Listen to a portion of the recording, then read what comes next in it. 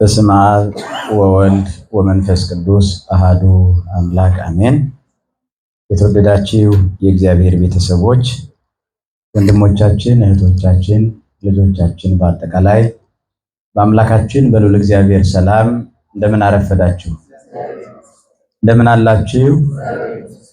ቸርነቱ የባህሪው የሆነ አፍቃሪ ፍቅር ለጋሽ ባዕለ ጸጋ አምላካችን መድኃኔዓለም የኃጢአታችንን ብዛት የሰውነታችንን ክፋት ተመልክቶ ጨክኖ ሳይፈርድብን እንደ ምሕረቱ ምልአት እንደ ፍቅሩም ፍጹምነት ዕድሜ ለንስሐ ጨምሮ ለዚህ ዕለት ስላደረሰን በኃጢአትና በበደል ባባከነው ዕድሜያችን ላይ ተጨማሪ ጊዜ ስለሰጠን ስለማይነገር ስጦታ ሁሉ አምላካችን መድኃኔዓለም ስሙ ለዘላለም የተመሰገነ ይሁን። የእመቤታችን አማላጅነት የቅዱሳን መላእክት ረድኤት የአባቶቻችን በረከት በሁላችንም ላይ ይደርብን። እግዚአብሔር በረዳን መልኩ እንማማራለን። ትምህርታችን ምን እንደሆነ ቀድሞ ተነግሯችኋል ይመስለኛል። ከመምህሩ ቀድሞ ለተማሪዎቹ የትምህርቱ አይነት ተላልፈዋልና ጥሩ ነው አይደል? እንደዚህ ሲሆን መምህሩ ማን ይሆን ማለት ነው? እግዚአብሔር ነው። ማን መምህሩ? ንገሩኛ። ምንድን ነው ያለው እርሱ? ከኔ የተማሩ አላለም እንዴ? እኔ የዋህ በልቤም ትሁት ነኝ። ምናልባት እዚህ ላይ የሚቆመው ያስተላልፋል እንጂ ምንጩ የማን ነው? ከማን ነው? ከእግዚአብሔር አንደበት ነው የሚቀዳው። ከመንፈስ ቅዱስ ጥበብ ነው የሚፈልቀውና እግዚአብሔር መንፈስ ቅዱስ ያስተምራል። እንግዲያውስ የምንማማርበት ትምህርተ ንስሐ ነውና በዚህ አብይ ጾም ደግሞ ልንማረውም ልናደርገውም ልንኖረውም የሚያስፈልገው ነገር ይሄ ነው። ምክንያቱ የፍሬያችን ምንጭ ስለሆነ ማለት ነውና ለዚሁ ለትምህርታችን እንደ መነሻ እንዲሆነን የመጽሐፍ ቅዱስ አንድ ሐሳብ እናነሳለን። በማቴዎስ ወንጌል ምዕራፍ 3 ቁጥር 8 ላይ የተጻፈ ቃል አለ። ገበሩኬ እንከ ፍሬ ሰናየ ዘይደልወክሙ ለንስሐ። እንግዲያውስ ለንስሐ የሚገባ መልካም ፍሬ አድርጉ፣ ፍሬን አፍሩ ይላል። ለንስሐ የሚገባ ፍሬ አድርጉ፣ ለንስሐ የሚያበቃውን መልካም ስራ መልካም ፍሬ አድርጉ ይላል። በዚህ በማቴዎስ ወንጌል ምዕራፍ 3 ቁጥር 8 ላይ የተጻፈ ቃል ነው። ይህንን ቃል የተናገረው መጥምቀ መለኮት ቅዱስ ዮሐንስ ነው። ማን ነው የተናገረው? ቅዱስ ዮሐንስ ነው። በማቴዎስ ወንጌል ምዕራፍ 3 ቁጥር 1 ጀምረን የመጀመሪያውን ቁጥር ስናነበው ምዕራፍ 3ን ማለት ነው እንደዚህ ይላል። በዚያም ወራት መጥምቁ ዮሐንስ መንግሥተ ሰማያት ቀርባለችና ንስሐ ግቡ እያለ በምድረ በዳ እየሰበከ መጣ ይላል። በእውነት መንፈስ ቅዱስ ይስበከን፣ መንፈስ ቅዱስ ያስተምረን። እየሰበከ መጣ ምን እያለ? በዚያ ወራት መንግሥተ ሰማያት ቀርባለችና ምን ግቡ እያለ? ንስሐ ግቡ እያለ በምድረ በዳ እየሰበከ ድምፅ እያሰማ የአዋጅ ቃል ተናጋሪው አዋጁን እየተናገረ መጣ ይላል። እግዚአብሔር የምህረቱን አዋጅ እርሱ ይንገራል። የፍቅሩን አዋጅ እርሱ ያውጅልን። የሰላሙን አዋጅ ከእርሱ እንስማ። ስለዚህ መጥምቁ ዮሐንስ የንስሐ ሰባኪ እንደነበረ ከዚህ እንረዳለን። ለማሳጠር ያክል ዮሐንስ ከጌታችን ከመድኃኒታችን ከኢየሱስ ክርስቶስ መገለጥ ቀድሞ 6 ወር እንደመጣ ከ6 ወር በፊት እንደተገለጠ መጽሐፍ ያስተምረናል። የተጸነሰው ከስንት ወር በፊት ነው? ከ6 ወር በፊት። የተወለደውም ከስንት ወር በፊት ነው? ከ6 ወር በፊት። ስለዚህ በዚያ ወራት ጌታችን መድኃኒታችን ኢየሱስ ክርስቶስ ከመጠመቁ በፊት ቀደም ብሎ ንስሐን ይሰብክ ነበረ። የንስሐ ጥምቀትንም ያጠምቅ ነበረ። በአጭሩ ዮሐንስ 3 ስራዎችን ይሰራ ነበር። የንስሐ ስብከት መስበክ፣ የንስሐ ጥምቀትን ማጥመቅ፣ በሶስተኛ ደረጃ ደግሞ ስለ ክርስቶስ ይመሰክር ነበር። ስለማን ይመሰክር ነበር? ከኔ በኋላ የሚመጣው ከማን በፊት ነበር አለ? ዘይመጽእ እምድኅሬ ውእቱ ዘሃሎ እምቅድሜ። ከኔ በኋላ የሚመጣው ከኔ በኋላ ይመጣል እንጂ ከማን በፊት ነበር አለ? ከኔ በፊት ነበረ። ከኔ በፊት ያለ ከኔ በፊት የነበረ ግን ደግሞ ከኔ በኋላ ይመጣል። ከኔ በፊት ነበረ ሲል ጥንታዊነቱን፣ ሕያውነቱን፣ ዘላለማዊነቱን ይናገራል። አልፋ ወኦሜጋ መሆኑን። ከኔ በኋላ ይመጣል ማለት ደግሞ በስጋ መገለጡን ይናገራልና ከኔ በፊት የነበረው ከኔ በኋላ ይመጣል፣ እርሱ ከኔ ይልቅ የበረታ ነው አለ። እሱ ከኔ ይልቅ ምንድነው የበረታ ነው ብሎ ስለ ኢየሱስ ክርስቶስ ይመሰክር ነበረ። ስለዚህ ከሥራዎቹ አንዱ ዛሬ የምናየው ምኑን ነው? የንስሐ ስብከቱን። የንስሐ ስብከቱ አርዕስቱ ምን ይል ነበረ? መንግሥተ ሰማያት ቀርባለችና ንስሐ ግቡ። ቀጥሎስ ምን አለ? እንግዲያውስ ለንስሐ የሚያበቃ ወይም ደግሞ ለንስሐ የሚገባ ፍሬ አፍሩ፣ ፍሬ አድርጉ አለ። እንግዲህ ንስሐ ምንድነው ከማለታችን በፊት መጥምቁ የተናገረው ምን ለማለት ፈልጎ ነው የሚለውን እንይና ወደ ዋናው ርዕሳችን እንመለሳለን። መጥምቀ መለኮት ቅዱስ ዮሐንስ ለንስሐ የሚገባ ፍሬ አድርጉ ማለቱ ምን ማለት ነው? ወደ ክርስቶስ የሚያመጣችሁን መንገድ ገንዘብ አድርጉ ማለት ነው። አያችሁ፣ መንግሥተ ሰማያት ቀርባለችና ማለት ማን ነው? ክርስቶስ ቀርበዋል ማለት ነው። ማን ቀርበዋል ማለት ነው? መንግሥተ ሰማያት የሚባለው ማን ነው? ክርስቶስ ነው። ማን ነው መንግሥተ ሰማያት? ክርስቶስ ነው። እሱን እኮ ነው የምንወርሰው። እርሱ እኮ ነው ሕይወታችን። መንግሥተ ሰማያት በመካከላችሁ ናት ብሏል እኮ እርሱ። ምን ማለቱ ነው? እኔ በመካከላችሁ ነኝ ማለት ነው። ስለዚህ የምንወርሰው ሕይወታችንን ነው። ሕይወታችን ደግሞ ማን ነው? ክርስቶስ ነው። ሥጋዬን የሚበላ ደሜን የሚጠጣ የዘላለም ሕይወት አለው። ይህንን ሕይወት ነው የምንገነዘበው። ይህንን ሕይወት ነው የምንወርሰው። ይህንን ሕይወት ነው የምንቀበለው። ሥጋውን የምንበላው ደሙን የምንጠጣው ሕይወቱን እንድንወርስ ነው። ሕይወቱ ደግሞ ማን ነው? ማን ነው ሕይወቱ? ስለዚህ ክርስቶስ ቀርበዋል ማለት ነው። መንገድ ጠራጊ የተባለው ለንጉሥ እንዲመች መንገዱ የሰዎችን አስተሳሰብ የሰዎችን ልቦና ለማቅናት የመጣ ንጉሥ ዝም ብሎ አይመጣም። መጀመሪያ መንገዱ ይቃናል ማለት ነውና ንጉሠ ሰማያት ወምድር ክርስቶስ እየመጣ ስለሆነ የልባችሁን ጠማማነት ምን አድርጉት? አቅኑት አለ። እግዚአብሔር የጠመመውን ያቃናል።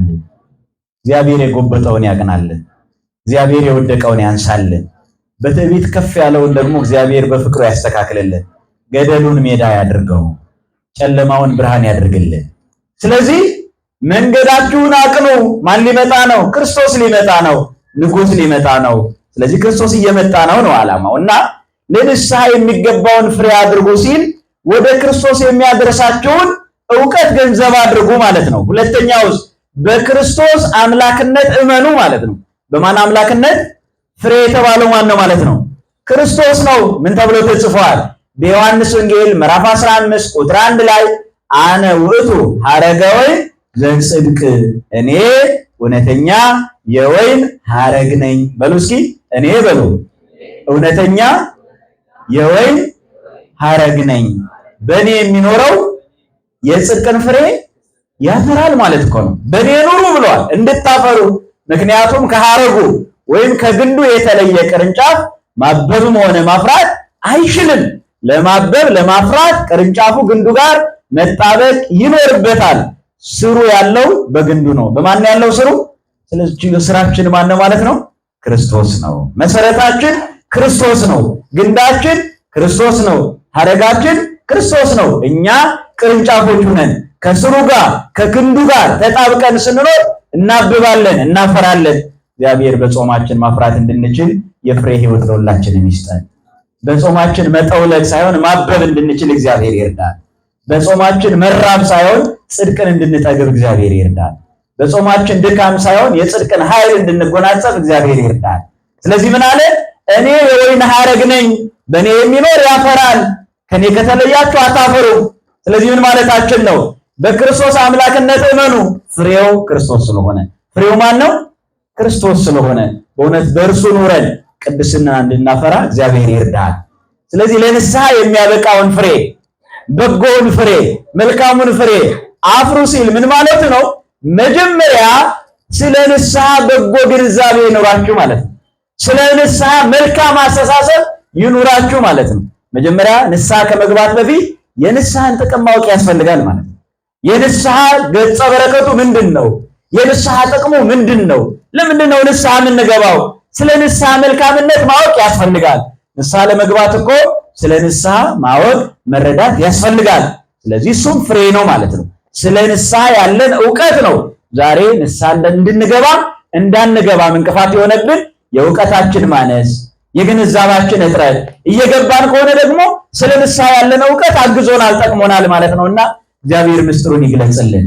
አሁን አንዳንዱ ንስሐ መግባት ማለት በቃ የቁም ሬሳ መሆን፣ አለመስራት፣ አለመንቀሳቀስ፣ አለመውለድ አለመኖር የሚመስለው ሰው አለ። በቃ እንዴ ንስሐ ከገቡ በኋላ እኔ ምን ሰርቼ እኔ የት ደርሼ እድሜ እንደዚህ ነው፣ ስራዬ እንደዚህ ነው፣ ኑሮዬ እንደዚህ ነው፣ ቤተሰቦቼ እንደዚህ ናቸው። ንስሐ እንዳንገባ ትልቁ እንቅፋት የሆነ ከንስሐ በኋላ የምንኖር አይመስለንም። የሚገርመው ነገር ግን መኖር የምንጀምረው ከንስሐ በኋላ ነው። ከመቼ በኋላ ነው? ከመቼ በኋላ ነው? ከዚያ በፊት ያለው እድሜ እየባከነ ነው ማለት ነው።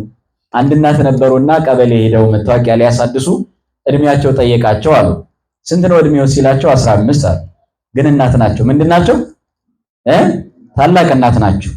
ከዚያ እንዴ ምን እየቀለዱ ነው እንዴ? እንዴት 15 ዓመት ይሆኖታል ሲላቸው አይ እኔ ምሬን ነው። ምን ለማለት ፈልገው ነው ሲላቸው እኔ የምቆጥረው እድሜን ንስሐ ገብቼ ከቆረብኩ በኋላ ነው አሉ። ትክክለኛው እድሜ እሱ እኮ። ምክንያቱም ተናገርን እኮ ከእግዚአብሔር ውጪ ከግንዱ ውጪ ከኖርን እናፈራለን እንዴ? እናፈራለን። ስለዚህ የባከነ ሰዓት እንዳይኖርብን ማለት ነው። ታውቃላችሁ አይደል?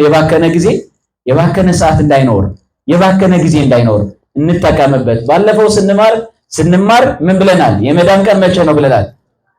ዛሬ አለማድረግ መባከን ነው ማለት ነው። ስለዚህ ለንስሐ ያለን አመለካከት ይወስነዋል። ከንስሐ በኋላ ነው መኖር።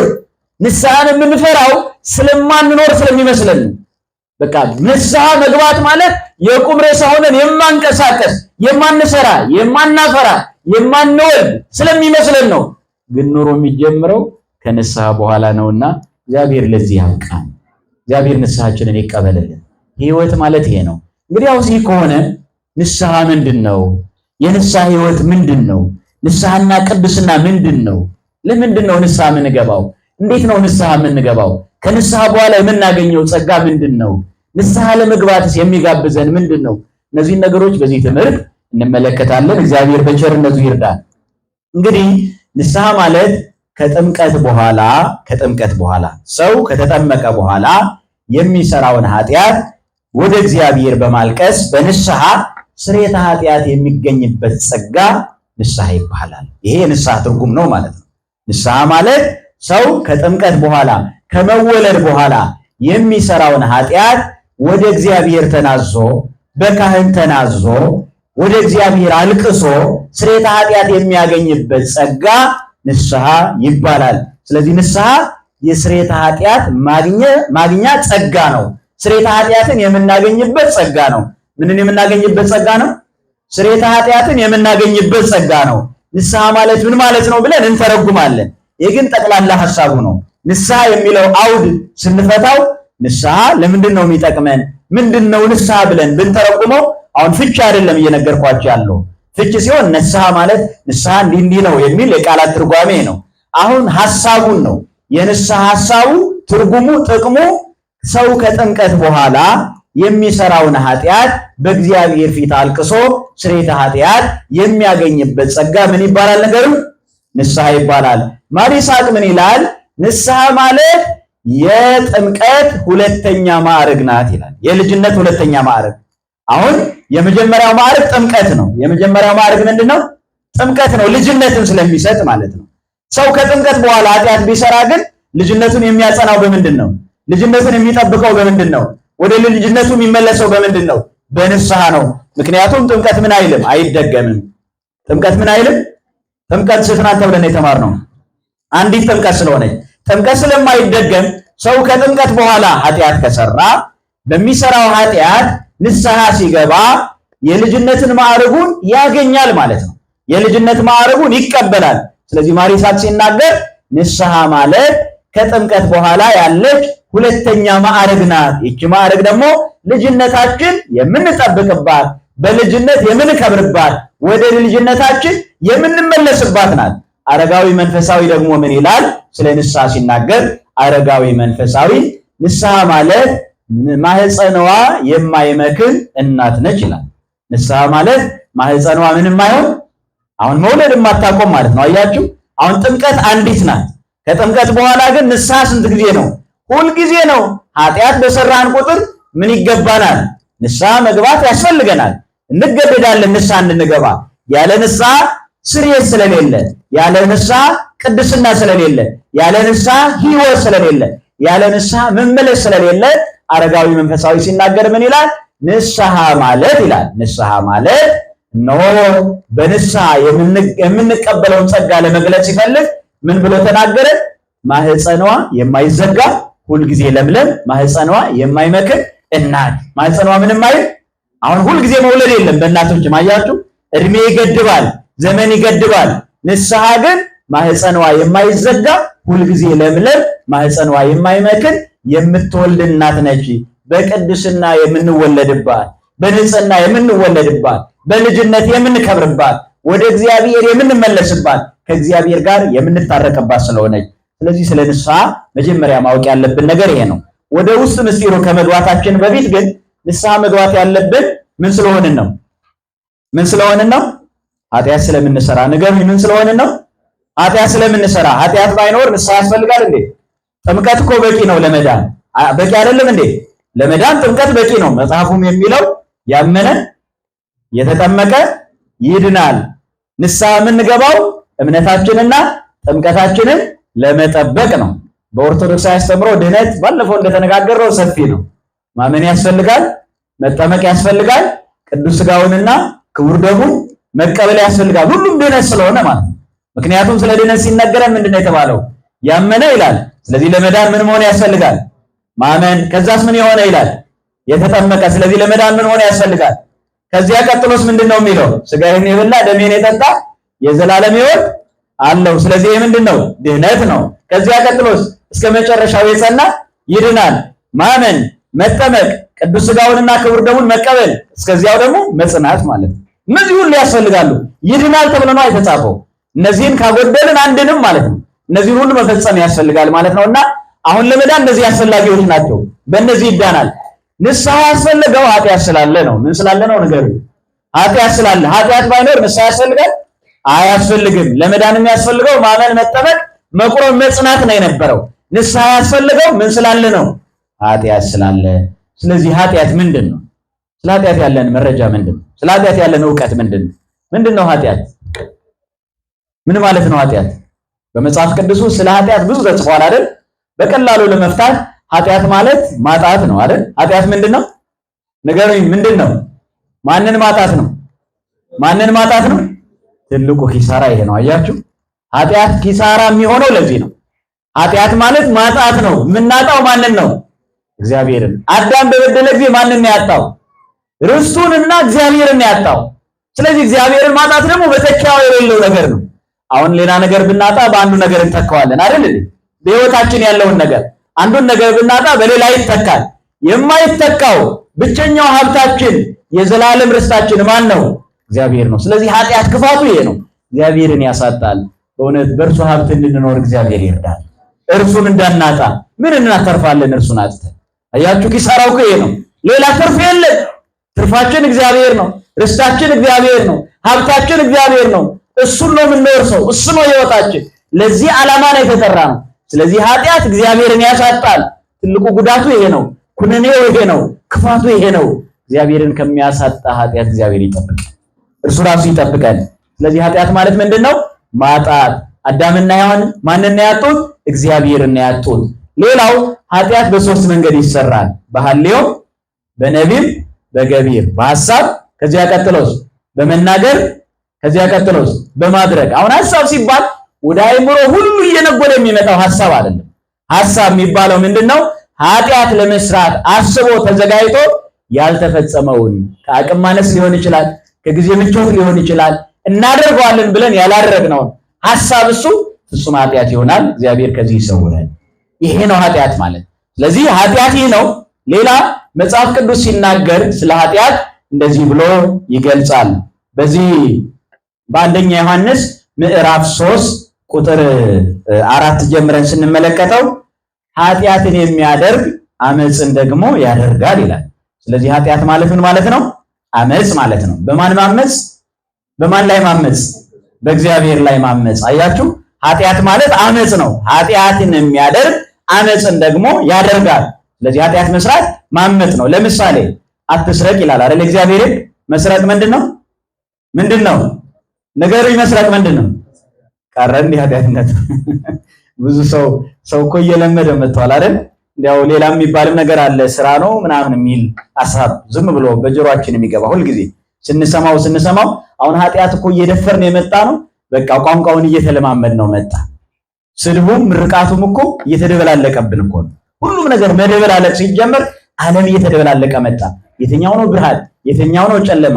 የትኛው ነው መድኃኒት? የትኛው ነው መርዝ? የትኛው ነው እውነት? የትኛው ነው ሐሰት? አሁን ለመድኃኒት ያስቸገረ ሁሉም እየተቀላቀለ መጣ። እግዚአብሔር የምንለይበትን አይን ይስጠን። እግዚአብሔር የእውቀትን አይን ይስጠን።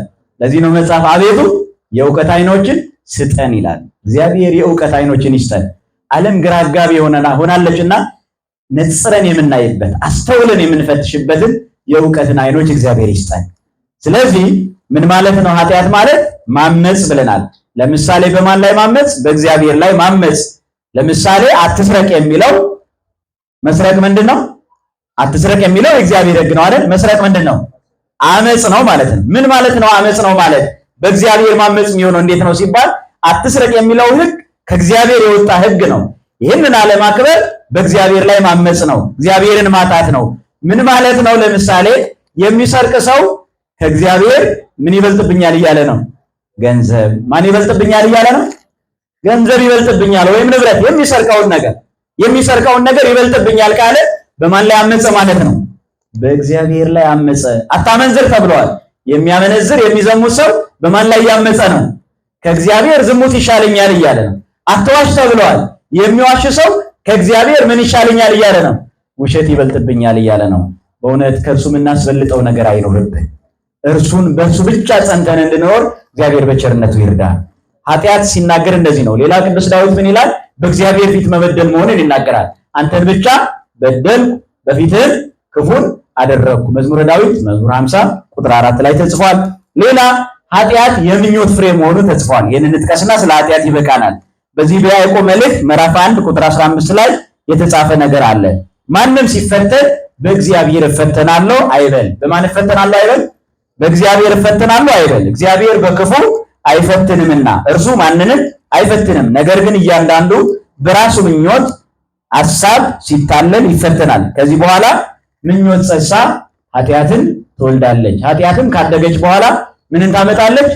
ምንን ትወልዳለች? ሞትን ትወልዳለች። ስለዚህ እያንዳንዱ ኃጢአት የሚሰራው የኃጢአት ምንጩ ምንድነው ሲባል ምኞቱ ነው ማለት ነው። ምኑ ነው?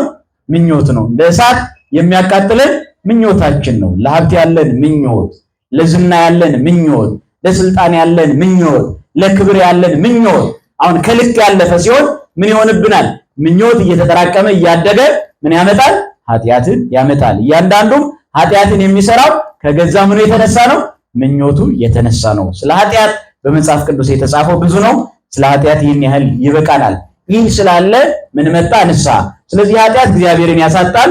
እግዚአብሔርን የምናገኝበት መንገድ ደግሞ አለ። ይህ ጸጋ ንስሐ ማለት ነው። ምንድነው እግዚአብሔርን የምናገኝበት? ኃጢአት እግዚአብሔርን ያሳጣናል። ንስሐ ደግሞ ማንን ይሰጠናል? እግዚአብሔርን ይሰጠናል ማለት ነው። አያችሁ፣ እግዚአብሔርን የምናገኝበት መንገድ ንስሐ ነው። እግዚአብሔርን የምናጣበት ኃጢአት ስለሆነ እግዚአብሔርን እንዳናጣ በኃጢአት በንስሐ እግዚአብሔርን ማግኘት ያስፈልገናል ማለት ነው። ስለዚህ እግዚአብሔርን የምናገኝበት መንገድ ንስሐ ነው። መጽሐፍም ሲናገር ይህንን ነው የሚለው። ሌላ ማወቅ ያለብን ንስሐ ቃሉ ምንድን ነው? ሁላችንም እንደምናውቀው ንስሐ ማለት ምን ማለት ነው? ምንድን ነው ሲተረጎም? ነስሐ ከሚለው አይደል የሚወጣው? ነስሐ ማለት ምን ማለት ነው? ተጸጸተ፣ ተናዘዘ ማለት ነው። ስለዚህ ንስሐ ማለት መጸጸት፣ መናዘዝ ማለት ነው። ስለዚህ ንስሐ መጸጸት ብቻ ግን አይሆንም። ከዚህ በፊት የሰራነውን ኃጢአት እግዚአብሔር እንዲምረን ስንናዘዝ ከዚያ በኋላ ደግሞ በእግዚአብሔር ፊት ያንን ኃጢአት እንዳንሰራ ቃል የምንገባበትም ነው ማለት። ስለዚህ ንስሐ ማለት ያለፈውን ኃጢአት መናገር ብቻ አይደለም፣ ያለፈውን ኃጢአት ማሰብ ብቻ አይደለም፣ ወይም ስላለፈው ኃጢአት ብቻም አይደለም። በሚመጣው አንተ እግዚአብሔር ጠብቀኝ፣ ከዚህ በፊት አሳዘንኩ ብለን በእግዚአብሔር ፊት ቃልም የምንገባበት ነው ንስሐ። ምን የምናደርግበት ነው? ቃልም የምንገባበት ነው ንስሐ። ስለዚህ ንስሐ ጸጸት ማለት ነው። ወደ እግዚአብሔር ማልቀስ ማለት ነው። ከእግዚአብሔር ጋር መገናኘት ማለት ነው። ወደ እግዚአብሔር መቅረብ ማለት ነው። ንስሐ የእግዚአብሔር ምሕረት፣ የእግዚአብሔር እርቅ፣ ከእግዚአብሔር ጋር የምንታረቅበት ነው። በአጭሩ በንስሐ ከሶስት አካላት ጋር እንታረቃለን። መጀመሪያ ከራሳችን ጋር እንታረቃለን። ከማን ጋር እንታረቃለን? አሁን ኃጢአት ስንሰራ የመጀመሪያ ጠብ የሚጀምረው ከአይምሯችን ጋር፣ ከህሊናችን ጋር፣ ከነፍሳችን ጋር ነው። ስለዚህ ስምምነት አይኖርም። አሁን ብዙ ጊዜ በህይወታችን ውስጥ ያለው ችግር፣ በህይወታችን ውስጥ ያለው ንውጽውጽታ ከኃጢአት የሚመነጭ ነው። ኃጢአት በሰራን ቁጥር እረፍት የለንም፣ ስምምነት የለም፣ አንድነት የለም፣ መናበብ የለም። ነፍሳችን ስጋችን እርስ በርሳቸው ይጣላሉ። በሕይወታችን ውስጥ በምናደርገው ነገር እርካታ አይኖረንም፣ እረፍት አይኖረንም። ምክንያቱም ኃጢአት ስላለ በውስጣችን። ኃጢአት ደግሞ አያስተኛም፣ ኃጢአት ደግሞ እረፍትን አይሰጥም። ስለዚህ መጀመሪያ ንስሐ ስንገባ ከራሳችን ጋር፣ ከዚያ ከእግዚአብሔር ጋር፣ ከዛ ከሌሎችም ጋር ማንግባባው እኮ ኃጢአት ነው። ንስሐ ስንገባ ከእግዚአብሔር ጋር እንታረቃለን። ከእግዚአብሔር ጋር ስንታረቅ ከራሳችን ውስጣችን ሰላም ይሆናል። ከሌሎች ጋር ያለን ተግባቦትን ምን ይሆናል? ሰላማዊ ይሆናል። ለምሳሌ የቅዱሳን ሕይወትን ተመልከቱ። ቅዱሳን ከሰው አልፈው ከማን ጋር ይግባቡ ነበር? ከእንስሳት ጋር። ከማን ጋር ይግባቡ ነበር? ከእንስሳት። ከዚህ አልፈው እስከ ማን ጋር? ከአውሬዎች ጋር።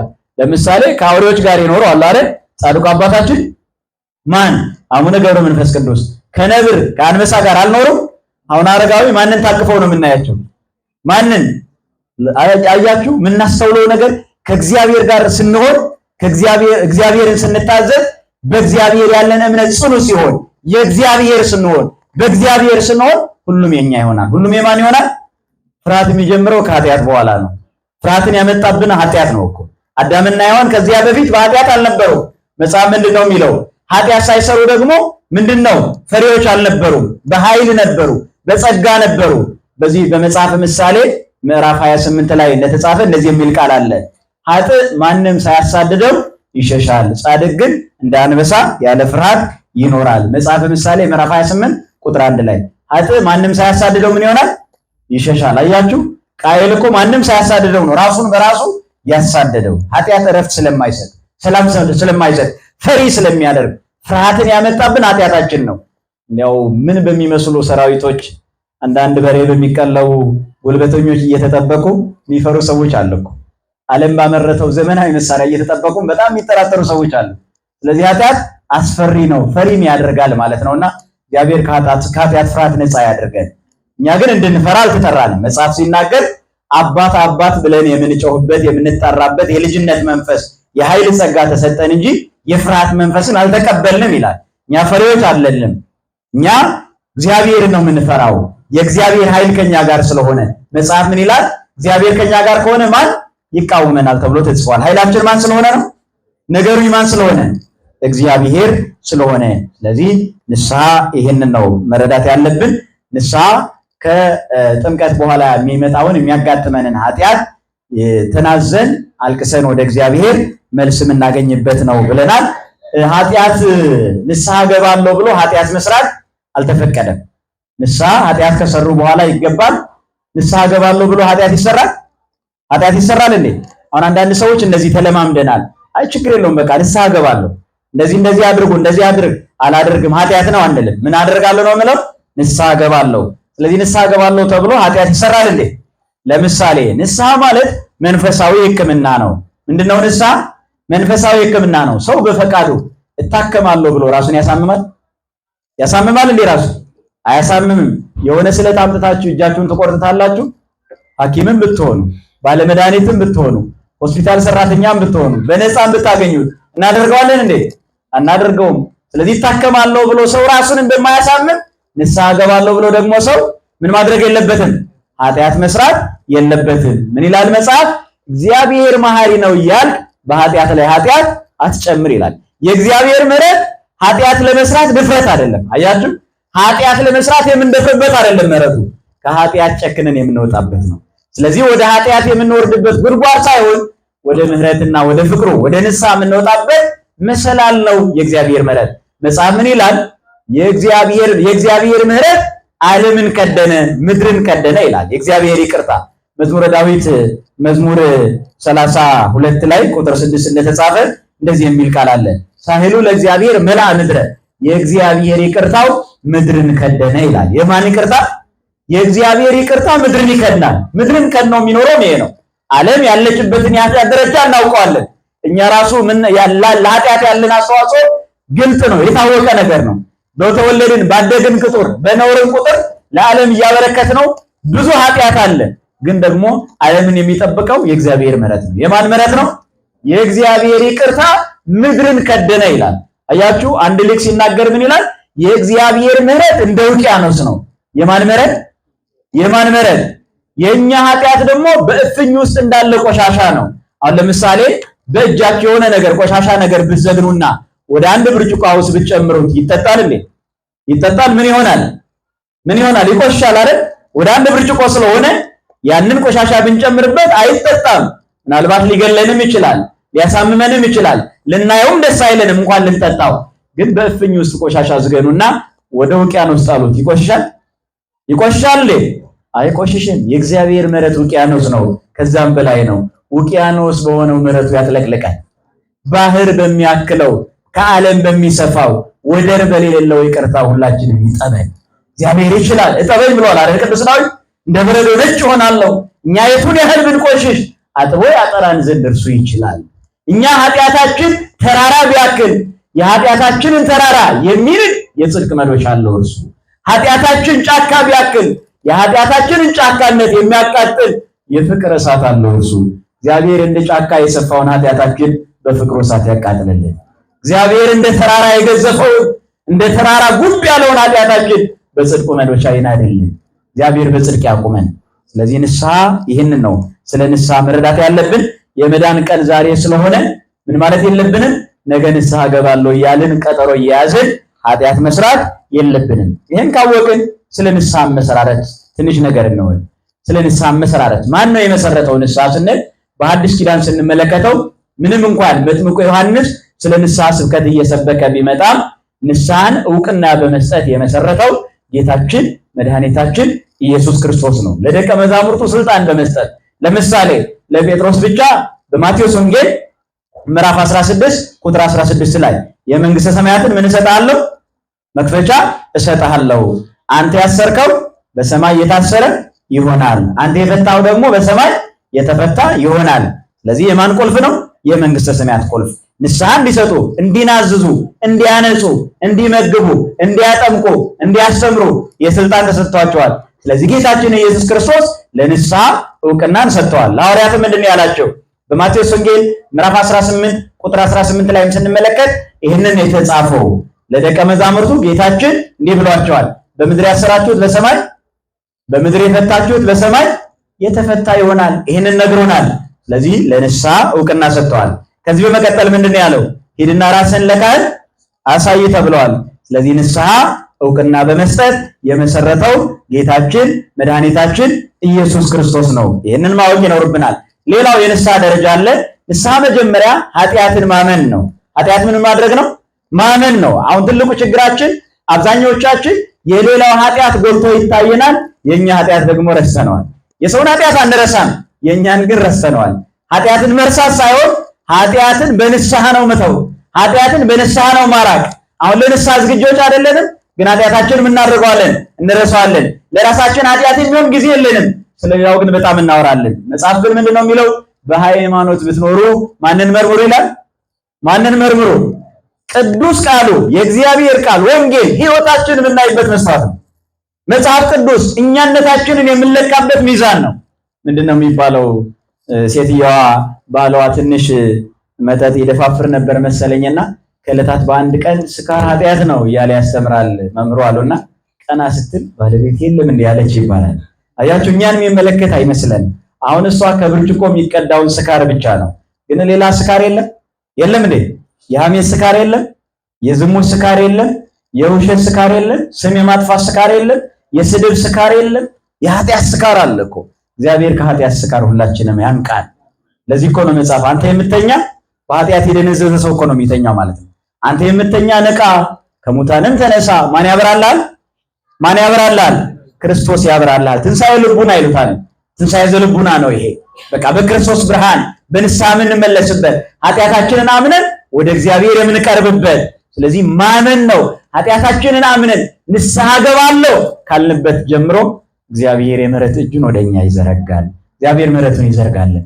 ከቆረጥንበት ጊዜ ጀምሮ በቃ ነገ ንስሐ ገባለሁ፣ አሁን ንስሐ ገባለሁ፣ ዛሬ ንስሐ ገባለሁ፣ ወደ ካህኑ እሄዳለሁ፣ ወደ ቤተክርስቲያን እሄዳለሁ ብለን ቁርጥ ሐሳባችንን ይዘን ከተነሳንበት ጊዜ ጀምሮ እግዚአብሔር የምህረት እጁን በእኛ ላይ ይዘረጋል። እግዚአብሔር የምህረት እጁን ይዘርጋልን፣ የፍቅር እጁን ይዘርጋልን። ለዚህ እኮ ነው ከሐሳብ ጀምሮ እግዚአብሔር የሚምረን። ከመጀመሪያው ጀምሮ ቆርጠን ስንነሳ እግሮቻችን ወደ ንስሐ ሲያቀኑ፣ አይኖቻችን ካህናትን ማየት ሲጀምሩ፣ ወደ ቤተክርስቲያን ስንመጣ ለንስሐ ቁርጥ ሕሊናችንን ቁርጥ ውሳኔያችንን ለልቦናችን ስንናገር ከዚያ ጀምሮ እግዚአብሔር እኛን ለመማር እኛን ይቅር ለማለት ይቸኩላል ለምህረታችን። ታውቃላችሁ እግዚአብሔር ለምህረታችን የሚጣደፍ አምላክ ነው፣ ለጥፋታችን አይደለም። ውዴ በእኔ ላይ ዓላማው ምንድነው ይላል መጽሐፍ? ፍቅር ነው። አያችሁ የወደቀውን ልጇን እናት ረግጣው አታልፍም፣ ታነሳዋለች። ክርስቶስም እንደዚህ ነው፣ እንደ ሰው ረግጦን አያልፍም፣ ውድቀታችንን አይመኝም፣ ሁልጊዜ እጁን ይዘረጋል እንጂ ባላየ አያልፍም። ክብርና ምስጋና ለስሙ ይሁን። እግዚአብሔር እጁ ሰፊ ነው። እግዚአብሔር መሐሪ ነው። እግዚአብሔር ይቅር ባይ አምላክ ነው። ስለዚህ አምነን እንነሳለን መጀመሪያ፣ ከዚያ ቀጥሎ ደግሞ እንናዘዛለን። ምን እናደርጋለን? አሁን እዚህ ላይ ነው ያለው የዘመኑ ጥያቄ አይደል? ኃጢአቴን እኔ ለማን እናገራለሁ ነው? ለማን? እናንተማ ለካህናት ነው የምትናገሩት እኮ። ለእናንተ ብቻ አይደለም እኮ የምንናገረው። ለማን እናገራለሁ? ለጌታ። በጣም ትልቅ ድፍረት ነው ይሄ። አይታችሁታል? ይሄን አስተውላችሁታል? ኃጢአቴን ለጌታ እንጂ ለካህን አልናገርም ማለት ምን አይነት ድፍረት እንደሆነ ታውቃላችሁ? ምን ይመስላችኋል? በእግዚአብሔር ላይ ማመጽ ነው። በማን ላይ ማመጽ ነው? አንደኛ ትእዛዙን አለማክበር። ሂድና ራስን ለማን አሳይ ብለዋል? ለማን? ብትወዱኝስ ምን ጠብቁ ብለዋል? ትእዛዝ አይደለም እንዴ? ይሄ በእግዚአብሔር ላይ ማመጽ ነው። የእግዚአብሔርን ትእዛዝ አለማክበር በእግዚአብሔር ላይ ማመጽ ነው ያልነው ይሄ ነው እኮ። የእግዚአብሔር ትእዛዝ ሁሉም አንድ ነው። የእግዚአብሔር ትእዛዝ ስንት ነው? ስንት ነው? አንድ ነው እኮ። የእግዚአብሔር ትእዛዝ አንድ ነው። ትልቁም ትንሹም የለውም። የእግዚአብሔር ትእዛዝ አንድ ነው። ሂድና ራስን ለካህን አሳይ የሚለው ትእዛዝ መጣስ በራሱ ድፍረት ነው። ሌላው ሁለተኛው ድፍረት በእግዚአብሔር ላይ ማመጽ መሆኑን ልንገራችሁ። እኔ ኃጢአቴን ለጌታ ነው የምናገረው ማለት ኃጢአት ስሰራ እግዚአብሔር አላየኝም ማለት ነው። ታውቃላችሁ? ማን አላየኝም ማለት ነው? ማን አላየኝም? መጽሐፉ እንደዚህ ይላል በዕብራውያን መልእክት ምዕራፍ 4 ቁጥር 13 ላይ ሁሉን በሚቆጣጠር በእርሱ አንድም የተሰወረ ነገር የለም። ስንቱን በሚቆጣጠር? ለካ ኃጢአት ስንሰራ ዝም ያለን እግዚአብሔር ስላላየን አይደለም። ለካ ስንዋሽ ዝም ያለን እግዚአብሔር ስላላየን አይደለም። ስናመነዝር ዝም ያለን እግዚአብሔር ስላላየን አይደለም። ሰውን በሐሜት ስንገድል ዝም ያለን እግዚአብሔር፣ በምኞት ስንገድል ዝም ያለን እግዚአብሔር ስላላየን አይደለም። ስንሰርቅ ዝም ያለን እግዚአብሔር ስላላየን አይደለም። ስንዋሽ ዝም ያለን እግዚአብሔር ስላላየን አይደለም። ምህረታችንን ስለሚፈልግ መጽሐፍ ምን ይላል? ያልጠፋ ነው ከእግዚአብሔር ምህረት የተነሳ ነው። ይቅርታችንን ስለሚሻ መመለሳችንን ስለሚናፍቅ የሟችን ሞት አልፈቅድም ተመልሶ በሕይወት እንዲኖር ነው እንጂ። ስለዚህ የኑሯችን ሚስጥሩ የእግዚአብሔር ፍቅር ነው። የማን ፍቅር ነው? ያልጠፋ ነው አለ እኮ። እስኪ በሉ ያልጠፋ ነው በሉ እስኪ። የተኙትን አይመለከትም ድምፁ። ያልጠፋ ነው በሉ እስኪ። ለካ የትኛ የለም። ለዚህ ነው እንደዚህ ያልኩት እኮ እኔ። ያልጠፋ ነው ከእግዚአብሔር ምህረት የተነሳ ነው። ርኅራኄው አያልቅምና። የመኖራችን ሚስጥሩ የእግዚአብሔር ቸርነት ነው። የማን ቸርነት ነው? የመኖራችን ሚስጥሩ የእግዚአብሔር ፍቅር ነው።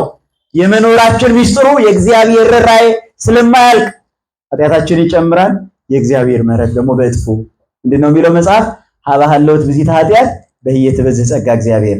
ኃጢአት በበዛችበት በዚያ የእግዚአብሔር ጸጋ ትበዛለች። አለበለዚያ መኖር አንችልማ። የምንኖረው ከእግዚአብሔር ምህረት የተነሳ ነው። እኛ ስላላጎደልን አይደለም፣ እግዚአብሔር እየሞላው ነው። እኛ ስላልተሰበርን አይደለም፣ እግዚአብሔር እየጠገነን ነው። እኛ ስላልቆሰልን አይደለም፣ በኃጢአት እግዚአብሔር እየፈወሰን ነው። ስለዚህ ኑዛዜ ለማን ነው? ለማን ነው? ጌታማ ያውቀዋል። አያውቀውም እንደ እግዚአብሔር? ኃጢአቴን ለእግዚአብሔር ነው የምናዘዘው ማለት ኃጢአቴን አያውቀውም ማለት ነው። ማን ያውቀዋል? እግዚአብሔርማ ያውቀዋል። የማያውቁት ካህኑ ናቸው ሰው ስለሆኑ፣ ግን እንዲዳኙ ስልጣን ተሰጥቷቸዋል። ምክንያቱም መጽሐፍ ምን አለ? ሂድና ራስህን ለማን አሳይ? ለማን አሳይ? ለካህን አሳይ። የማቴዎስ ወንጌል ምዕራፍ 8 ቁጥር 4 ላይ የማርቆስ ወንጌልም የሉቃስ ወንጌልም ተጽፏል። ስለዚህ አንደበትን ከሳሽ በማድረግ ልቦናችንን ታዛቢ በማድረግ እግዚአብሔር ካህኑም ዳኛ በማድረግ የምንፈጽመው ስርዓት ኑዛዜ ይባላል። ስለዚህ የምንናዘዘው በማን ፊት ነው? በማን ፊት ነው እንጂ መጀመሪያውኑ ኃጢአት ስንሰራ ማን ያውቃል?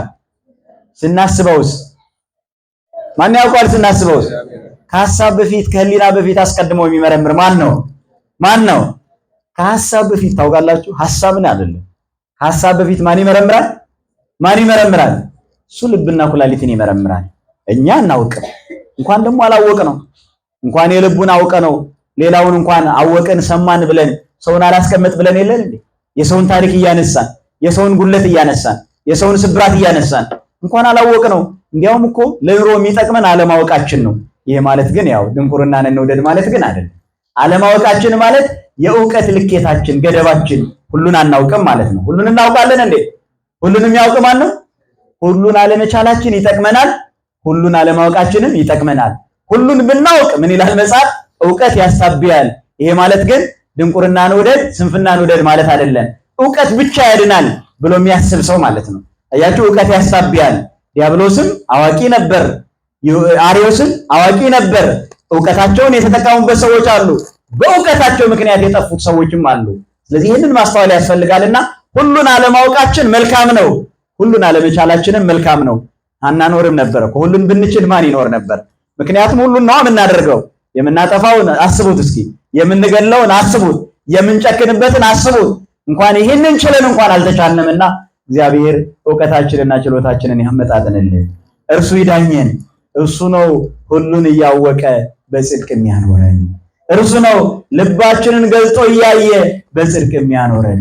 እሱ ነው እንደ ድፍድፍ ነዳጅ በልባችን ውስጥ የሞላውን ኃጢአት እያየ ሳይጨክንብን እድሜ የጨመረልን። ሰዎችም ሐሳብ ያውቁ ማን ከማን ጋር ይኖር ነበር። ይህንን ስለሚያውቅ እግዚአብሔር እውቀታችንን ገደበው። ይህንን ስለሚያውቅ ሁሉን እንድንችል አላደረገን። እግዚአብሔር በችሎታው በጸጋው ያኖረን። ሌላው ቀኖና ነው። ምን ይባላል? ምንድን ነው ቀኖና? ማለት ካኖን ነውና፣ ካኖን ፕሪንሲፕል ማለት ነው፣ መርህ ማለት ነው፣ ቀመር ማለት ነው፣ መለኪያ ማለት ነው፣ መመዘኛ ማለት ነው። ስለዚህ ሰው ኃጢአት ሲሰራ ይህን ያህል ጊዜ ጾም፣ ይህን ያህል ጊዜ ጸልይ፣ ይህን ያህል ጊዜ ስገድ፣ ይህን ያህልን መጽውት የሚለው በማን ይሰጣል ማለት ነው? በካህን። ለምንድን ነው ቀኖና የሚሰጠን? እስኪ ንገሩ። ቀኖና የሚሰጠው ለምንድን ነው? ለምንድን ነው ቀኖና የሚሰጠን? ሰዓትን ለማሳጠር ሞክራለሁ። ቀኖና የሚሰጠን ለምንድን ነው? ለምንድን ነው ቀኖና የሚሰጠው? በቀኖና ነው ስርየተ ኃጢአት የምናገኘው? ታዲያ ለምንድን ነው?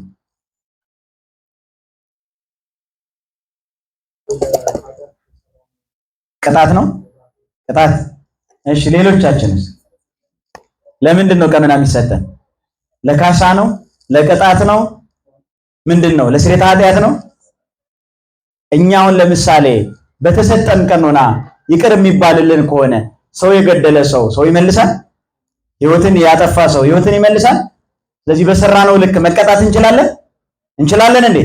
ስለዚህ የምንቀጣው ለምንድን ነው ሲባል በጎ ነገሮችን እንድንለማመድ፣ ክርስቲያናዊ ህይወቶችን እንድንለማመድ። ባለመጾማችን ኃጢአት ሰራን። ስለዚህ ጾመን ከኃጢአት እንርቃለን ማለት ነው። ስርየተ ኃጢአት የምናገኘው ከእግዚአብሔር ምሕረት ነው። ከማን ምሕረት ነው? ከእግዚአብሔር ነው እንጂ እኛ በምንሰግደው፣ እኛ በምንጾመው፣ እኛ በምንጸልየው ጸሎታችን ይጠቅማል፣ ጾማችንም ይጠቅማል፣ ስግደታችን ይጠቅማል። የተሰጠን ትእዛዝ መፈጸም ይኖርብናል። ግን በዚህ አይደለም ምሕረት የሚገኘው። ምሕረት የሚገኘው እግዚአብሔር መሐሪ ስለሆነ ነው። ለዚህ ነው አሁን ንስሐ እገባለሁ ብለን በልቦናችን ቁርጥ ሐሳብ ስንጀምረው እግዚአብሔር የምሕረት እጁን ይዘረጋል ያልነው ለዚህ ነው። ከዚህ ይጀምራል እግዚአብሔር ምሕረት። በእርግጥ ፍጹም የሚሆነው ግን የታዘዝነውን ሁሉ ስንሰራ ነው። ግን ባለመጾማችን ኃጢአት ስለሰራን በጾም ኃጢአትን እንዴት ማራቅ እንዳለብን እንድንለማመድ ጾሙ ይባላል። ባለመጸለያችን ስለወደቅን በጸሎት ከኃጢአት እንዴት መራቅ እንደምንችል እንታጠቃለን። በምጽዋት አለመምጽዋታችን ኃጢአት ስለሆነ እንመጸውታለን፣ እንሰግዳለን። በጉልበታችን፣ በሐሳባችን፣ በኑሯችን፣ በህይወታችን፣ በአካላችን ለእግዚአብሔር እንገዛለን። እግዚአብሔር ለእርሱ የምንገዛበትን ህሊና ይስጠን። ለዚህ ቀኖና ይሄ ነው። የመጨረሻ አንድ ሐሳብ ላንሳና ልጨርስ። ሌላ ጊዜ እንነጋገርበታለን። የንስሐ መሰናክሎች የሆኑብን ነገሮች ምንድን ናቸው? ንስሐ እንዳንገባ እንቅፋት የሆነብን ምንድን ነው? አሁን ብዙዎቻችን ስለ ንስሐም እንማራለን፣ በመጠኑም እናውቃለን። ግን ምንድነው ንስሐ እንዳንገባ እንቅፋት የሆነብን? እንዳንደፍር፣ እንዳንቆርጥ፣ በቃ ዛሬውን ንስሐ እንዳንገባ ምክንያቱ ምንድነው? እንቅፋቱን እናንሳውና ለዛሬው በዚሁ ብንጠቀልል ጥሩ ይመስለኛል። የመጀመሪያው እግዚአብሔር ይቅር አይለንም ብለን ስለምናስብ፣ ኃጢአቴ ብዙ ነውና ያሉን ሰዎች አሉ። እንደዚህ አሁን እኔ እግዚአብሔር ይቅር ይለኛል? እኔ ይሁን ሁላ ሰርቼ ይህንን ሁላ አድርጌ። ስለዚህ ለምንድን ነው ንስሐ እንዳንገባ የፈራነው? መጀመሪያ የእግዚአብሔርን ይቅርታ ስለማናውቅ ማለት ነው። የማንን ይቅርታ ስለማናውቅ? የማንን ይቅርታ? መጽሐፍ ግን ምን ይለዋል? የእግዚአብሔር ይቅርታ ዓለሙን ከድነዋል። ምድሩን ከነዋል። የኛ ኃጢአት በእፍኝ ቢሆን የእግዚአብሔር ምሕረት እንደምንድነው ብለናል? አንጻራዊ ነው። ይሄ የኛ ኃጢአት እንደ ጠብታ ቢሆን የእግዚአብሔር ምሕረት ምንድነው? ውቅያኖስ ነው፣ ከዚያም በላይ ነው። ግን ለአንጻራዊ እኛ የምናውቀው ይሄንን ስለሆነ በዚህ መሰልን ማለት ነውና ዛሬ ንስሐ እንዳንገባ መቁረጥ መወሰን ያቃተን ምንድነው ሲባል አንዱ የመጀመሪያው ፍራቻ እግዚአብሔር ይቅር አይለኝም በማለት ነው። ግን እግዚአብሔር መሐሪ ነው። ምን ብለዋል? የሚያደርጉትን አያውቁምና ምን በላቸው ብለዋል? ምን ብለዋል? ይቅር በላቸው። መጽሐፍ እንደዚህ ብለዋል፣ ኃጢአቱን የሚሰውር አይለማም፣ የሚናዘዝባት ግን ምሕረትን ያገኛል። መጽሐፈ ምሳሌ ላይ ኃጢአቱን የሚሰውር ምን አያደርግም? አይለማም ማለት ነው። የሚናዘዝበት ግን ምን ያገኛል? ምሕረትን ያገኛል። እግዚአብሔር ይቅር ባይ ነው። እግዚአብሔር ይቅር አይለኝም ማለት ራሱ በእግዚአብሔር ላይ ማመጽ ነው። ምክንያቱም እግዚአብሔር በባህሪው መሐሪ ነውና እግዚአብሔር ቸር ነውና አመስግኑት ተብሏል እኮ። እግዚአብሔር ምንድነው? ቸር ነው። የእግዚአብሔርን ቸርነት ማወቅ ያስፈልጋል። ልክ በሉቃስ ወንጌል ምዕራፍ 15 ቁጥር 20 ላይ እንደተጻፈ እኮ ነው። ያ የጠፋው ልጅ ምን አለ?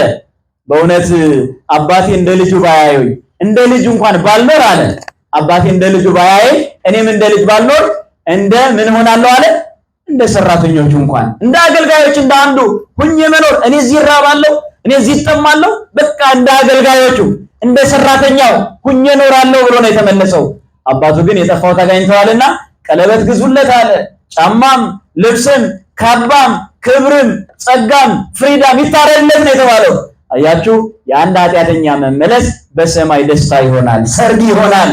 ይህንን አለማወቃችን ነው ንስሐ እንዳንገባ ችግር የሆነው። ንስሐ እንዳንገባ እንቅፋት የሆነብን ምክንያት የእግዚአብሔርን ምሕረት ስላላወቅን የእግዚአብሔር ቸርነት ስላላወቅን ነውና እግዚአብሔር ቸርነቱን ምሕረቱን እንዲገልጥልን ቸርነቱን ምሕረቱን ማወቅ እንድንችል እግዚአብሔር በቸርነቱ ይርዳል። ሌላው አሳጥሬ ልናገር፣ ለኃጢአታችን ካሳ ምን ከፍል ስለሚመስለን በሰራነው ኃጢአት ልክ የምንጠየቅ ይመስለናል። እንጠየቃለን፣ ግን በሰራነው ኃጢአት ልክ የምንከፍለው ዋጋ የለም። ምክንያቱም ኃጢአታችንና መክፈል የምንችለው ዋጋ ስለሚለያይ አቅማችን ውስን ስለሆነ ለምህረት ነው የሚጠራን እግዚአብሔር፣ ለፍርድ አይደለም፣ ሊፈርድብን አይደለም። ምንድነው ያለው? እናንተ ደካሞች ወደ እኔ ኑ፣ እኔ ምን አደርጋቸዋለሁ? አሳርፋቸዋለሁ። ሊያሳርፈን ነው እንጂ ሊያደክመን አይደለም። ክርስትና እረፍት ነው እንጂ ድካም አይደለምና ማለት መንፈሳዊነት ህይወት ንስሐ ሸክም አይደለም። ለዚህ ነው ንስሐን የምንፈራው፣ ሸክም ስለሚመስለን፣ ተራራ ስለሚመስለን፣ መስራት ማንችል ስለሚመስለን፣ መኖር ማንችል ስለሚመስለን፣ የቁም ሬሳ ምንሆን ስለሚመስለን።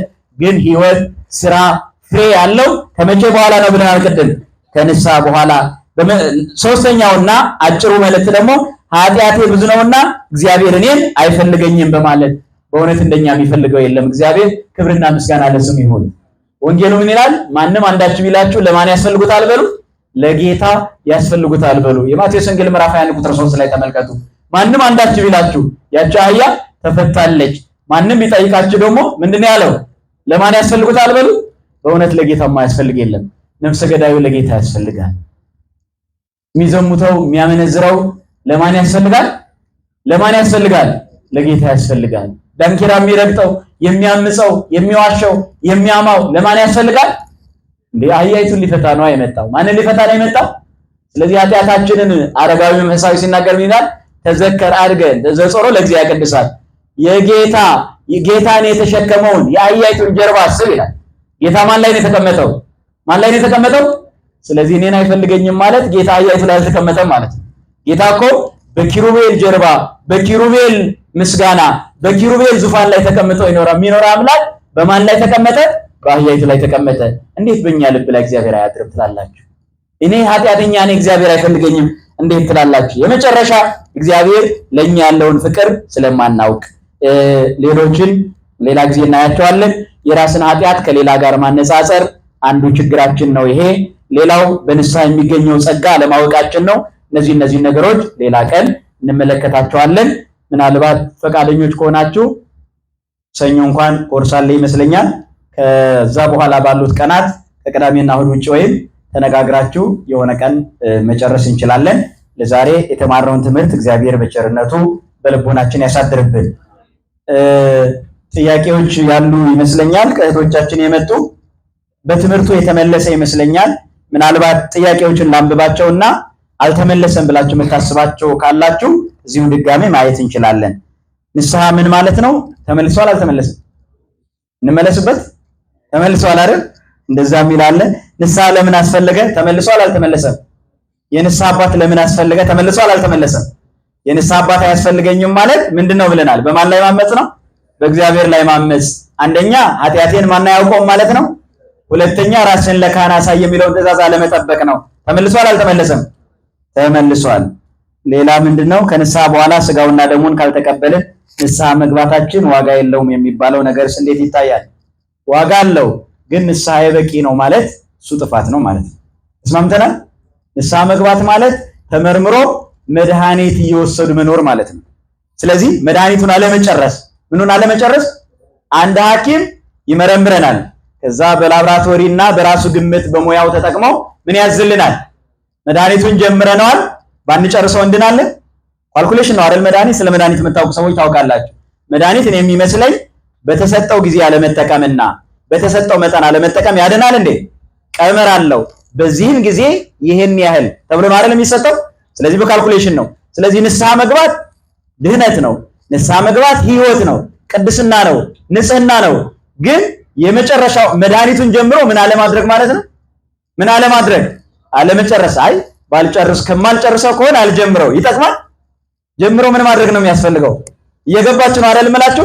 ስለዚህ እንዲያው መጀመር ከሆነ ሲቅርብኝ ይባላል እንዴ? ስለዚህ ጀምሬዋለሁ ምን ላድርገው ነው የሚባለው? ልጨርሰው።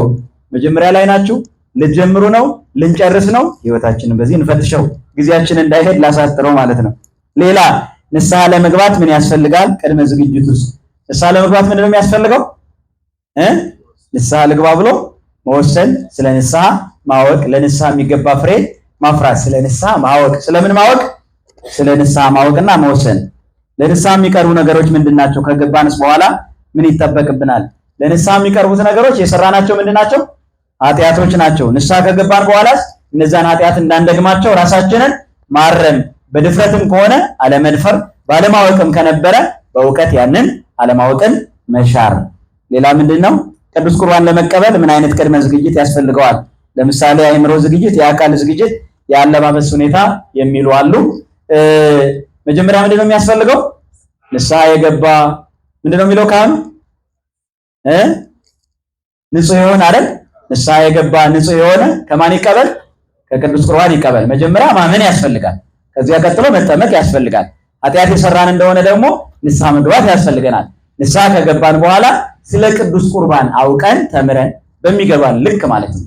አላወቅኩም ብሎ መሸሽም አይቻልም። አለማወቅን በመሸሽ ሳይሆን በመማር ነው የሚገለጠውና ተምረን ስጋዬን የበላ ደሜን የጠጣ የዘላለም ሕይወት አለው ስለተባለ በዚሁ ልኩ በዚህ መልክ መረዳት ያስፈልገናል። የአእምሮ ማለት ዕውቀት ነው።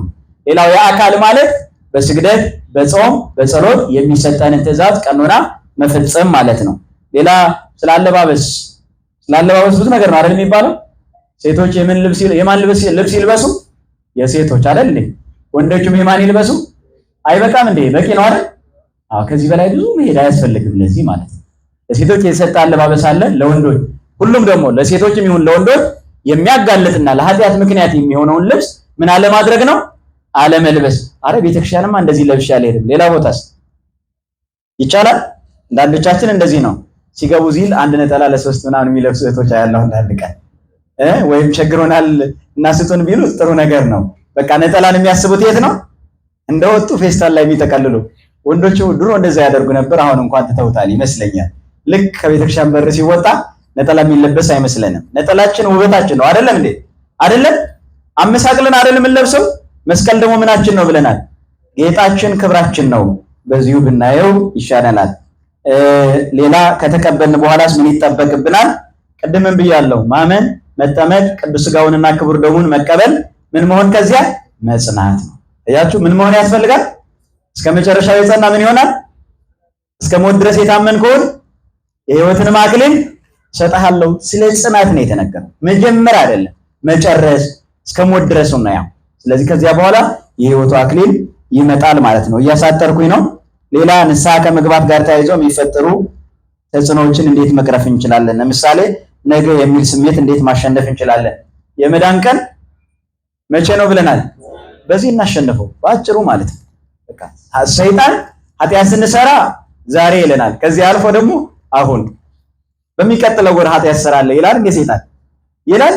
ሰይጣን ይሄ ነው ስራው። በቃ ስለዚህ የሰይጣን ስራ ማዘግየት መሆኑን ማወቅ፣ እኛ ይህንን አሸንፈን የምንሄደው ደግሞ የመዳን ቀን ዛሬ መሆኑን ማወቅ ይኖርብናል። ይሄ ነው ተጽዕኖዎቹ ያልናቸው፣ ቅድም ያልናቸው ነው።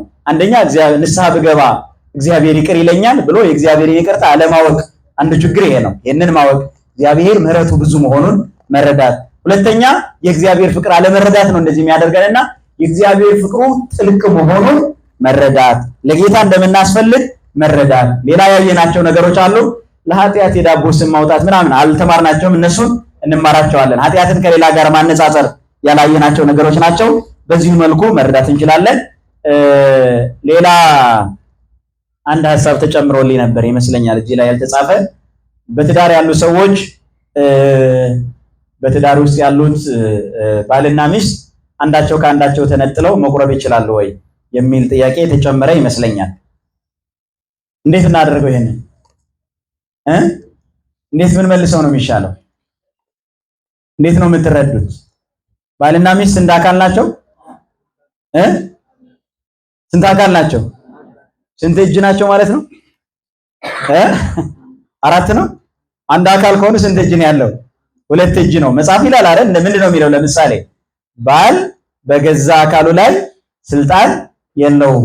አካሉ የማን ነው? ስልጣኑ የማን ነው? የሚስት ነው። ሚስትም በገዛ ስጋዋ። ስለዚህ ያ ስጋ የማን ነው ማለት ነው? የባል። ያ አካል የማን ነው ማለት ነው? የሚስት። ስንት አካል ናቸው? አንድ አካል አንድ አምሳል። ከዚህ በኋላ አንድ ስጋ ናቸው እንጂ ሁለት አይደሉም ተብሎ ተጽፏል አይደል? በወንጌል ይህንን ተነግረዋል። ስለዚህ ባልና ሚስት አንድ ከሆኑ አንድ ላይ ምን መሆን አለባቸው ማለት ነው? ምን መሆን አለባቸው? መቁረብ አለባቸው። ምናልባት አሁን እንግዲህ ኢንኬዝ ነገር ማለት ነው።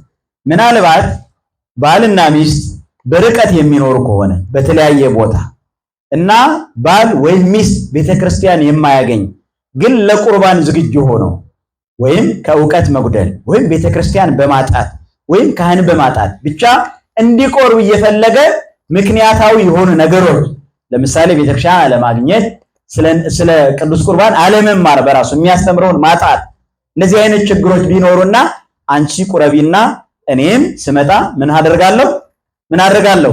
እቀበላለሁ። አንተ ቁረብና እኔም ስንገናኝ ወይም ደግሞ ወደዚህ ስመጣ ቤተክርስቲያን ሳገኝ፣ ካህን ሳገኝ፣ አንቺ ያገኘሽውን እድል ሳገኝ ወደ ሴቶች አጠጋጋሁት አይደል? ለሴቶቹ አስመሰልኩት። እንደዛ ነው የሚመስለው አይደል? ከእነሱ ነው የመጣው ጥያቄው። ግን ዋናው ነገር ሁላችንም ነው። ሴቶችም ቢሆኑ ልክ እንደዛ ቤተክርስቲያን በማያገኙበት፣ ካህን በማያገኙበት፣ መቁረብ በማይችሉበት ወይም አስተማሪ ባጡበት ሁኔታ እየኖሩ ከሆነ ያንን ህይወት እስኪያስተካክሉ ድረስ ዝግጁ ሆነው ሳለ ነገር ግን በርቀት ስላሉ ማለት ነው። የአካል ርቀት ማለት ነው። የአካል ልዩነት ካለ እየቆረበች ልትጠብቀው ትችላለች። ግን የማን ፈቃድ ያስፈልገዋል? የባል። ሚስትም ከሆነች ባልም ከሆነ የማን ፈቃድ ያስፈልገዋል? የሚስት። ተግባብተናል? በዚሁ ብንረዳው። ከዚህ በተረፈ ያለውን ደግሞ ከንስሐ አባቶቻችን ጋር ቁጭ ብለን እንነጋገር ማለት ነው። አሁን ንስሐ አባት የሚያስፈልገው ለዚህ ነው። በመድረክ የማይገለጠውን አንድ ለአንድ በሆነው ነገር ላይ ምን ይሆናል? ግልጥ ይሆናል። አያችሁ፣ ስለ ጾም የሚነሱ ነገሮች አሉ። በጾም ስለሚሆነው ነገር የባልና ሚስት ህይወት አለ። በበዓላት ስለሚሆነው የባልና ሚስት ህይወት አለ። እነዚህ ነገሮች ተጽፈዋል። ግን ከዛ ባሻገር ጽሑፉ እንዴት ይተረጎማል፣ የተባለው የተነገረው እንዴት ነው የምንረዳው የሚለውን ደግሞ አንድ ለአንድ ቁጭ ብለን እንነጋገርበታለን። እሱ ደግሞ የተሻለ ይሆናል ማለት ነውና ስላስተማረን፣ ስለመከረን፣ ስለገሰጸን የሰራዊት ጌታ ልዑለ ባሕርይ ቅዱስ እግዚአብሔር ክብርና ምስጋና ለስሙ ይሁንልን። የተሰጠኝ ጊዜ 40 ደቂቃ ነበር። እኔ ግን በጣም አሳነስኩት መሰለኝ። 1 ሰዓት አደረኩት። ምን ትላላችሁ? እግዚአብሔር የተማርነውን በልቦናችን ያሳድርብን። ስለዚህ የቀረብንን ወይም የጎደለብንን አንድ ቀን አመቻችተን የምናየው ይመስለኛል። እግዚአብሔር ከሁላችንም ጋር ይሁን። የእመቤታችን ምልጃ ይጠብቀን። ወስብሐት ለእግዚአብሔር ወለወላዲቱ ድንግል ወለመስቀሉ ክቡር አሜን።